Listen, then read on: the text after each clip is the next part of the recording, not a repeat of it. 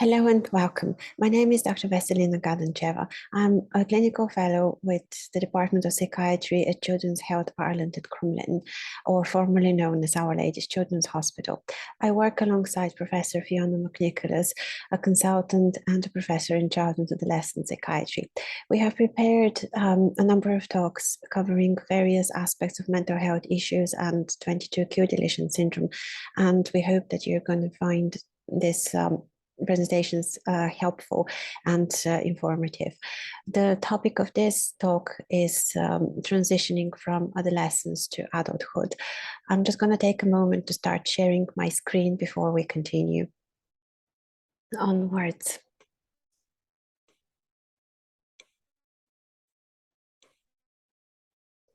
So broadly speaking, the process of transitioning is the move towards individualism and independence by developing a variety of skills along the way.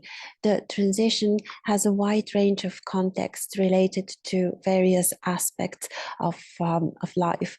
So we need to look at the young person as a whole, as an individual, but also to keep in mind that they function in a family context, in the context of social groups formed by friends, and also in a broader environment such as education and employment.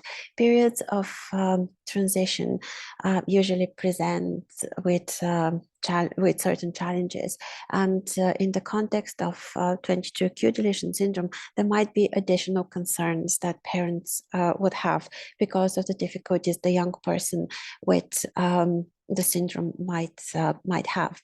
When thinking about transition on an individual level, we need to be aware of two important factors: intellectual abilities and overall level of functioning, how well the individual can address their personal needs and manage activities of daily living, such as cooking, shopping, managing money, traveling from one point to another.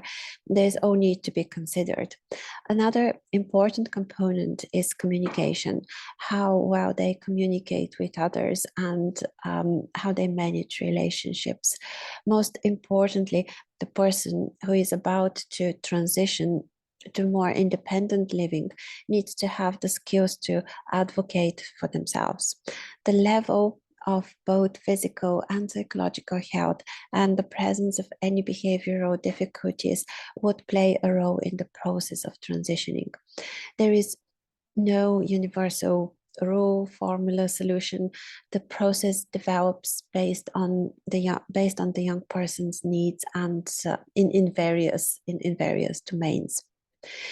In preparation for adulthood, the young person needs to acquire basic skills, and parents can help by observing, identifying areas that need to improve, and encourage practicing over and over again. Managing daily routine of a healthy lifestyle and balanced diet, exercise, it will help the young person to improve their physical and emotional well-being to begin with.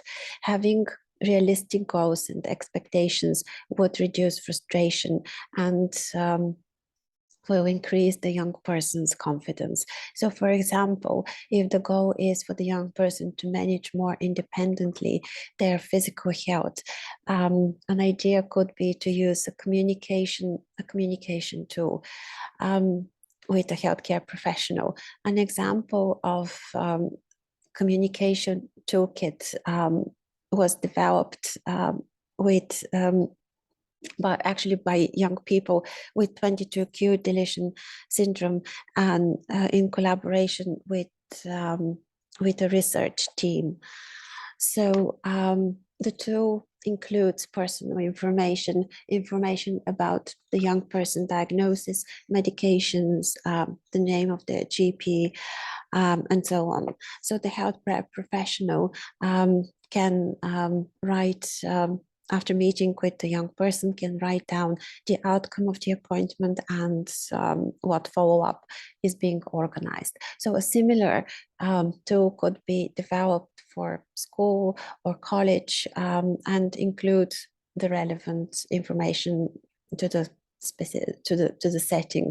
And as mentioned already, learning self-advocacy skills would make transition more successful. At the level of the family, the attention of the parents is often divided between the young person with special needs and the other children in the family who also go through their life and they have their own transitions. In many cases, the other siblings in the family and their friends are the closest social network that the young person with 22q deletion would have. This is often lost, though, once siblings move on with their lives or they go to college, have their own family. So thinking in advance about alternatives and options available is important. Any activity that the young person enjoys could potentially be a bridge to develop some extra social circles. For example, any sports group activities, drama groups, choir, whatever your adolescent is interested in. One of the biggest concerns that parents of children with disabilities have is related to their own aging and who would continue to support their child when they would no longer be able to do so. I don't think that there is an easy answer to this, but what could help alleviate anxieties and fears is to start the conversation about this topic at an early stage and prepare as much as possible. There is a lot of responsibility and reliance on parents with the 22q deletion syndrome and particularly during the transitioning period. So most of the research about services and what is available is done by parents and could be a heavy demanding task. So therefore having a support network of other parents with children with 22q deletion syndrome of a similar age is really valuable along the way. Understandably, parents are worried about their growing up children and it often is very hard to balance between parental worries and fears and allowing the young person to be a little bit more independent and take some measured risks. So be aware of your own kind of fears about the young person and try to work with them towards giving them a little bit more freedom. Outside the individual and the family, another aspect of the transition process is the environment or the social network. We are aware that there are limited resources in the community to support people with needs. But despite this, try and gather as much information as possible and explore every available network, which could help the young person in their progress.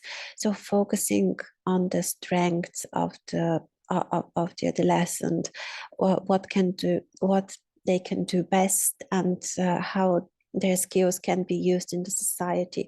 This would help to identify the most suitable outlet. Just to finish up, I want to discuss briefly some published data on functional outcomes in adults with 22q deletion syndrome.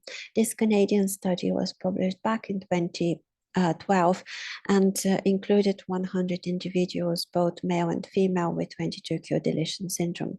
The researchers found that there were significant differences in the level of functioning of the individuals, and their functional ability is correlated with the intellectual level and having a diagnosis of a psychotic illness.